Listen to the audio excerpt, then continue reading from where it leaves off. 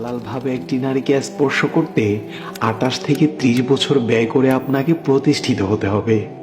ভালো স্যালারি লাগবে, টেকসই জব লাগবে, মহারানা জমাতে হবে, লোকজন খাওয়াতে হবে, এছাড়াও আরো কত প্রতিবন্ধকতা। আবার একই নারীকে হারামভাবে স্পর্শ করতে, উপভোগ করতে মাত্র 2 দিন সময় দিলেই হবে, কিংবা এর চেয়ে একটু বেশি। স্যালারিও লাগবে না, জবও লাগবে না, মোহরানাও দিতে হবে না। 17 অথবা 18 বছর বয়সেই ভোগ করা যাবে, তখন কেউ আপনাকে ছোট বলবে না। আর আপনি বিয়ে করতে চান, বয়স হয়নি, ক্যারিয়ার হয়নি, সেটেল হয়নি, কত অঘোষিত নিষিদ্ধ আইন। এই সমাজ ব্যবস্থায় মুসলমানদের ঈমান ধরে রাখা যে হাতে জ্বলন্ত কয়লা রাখার মতো পরিস্থিতি, বলার ভাষা নেই।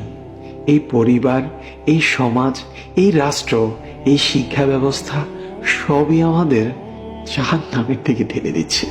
আল্লাহ আমাদের সকলকে হেফাজত করুন, আমিন।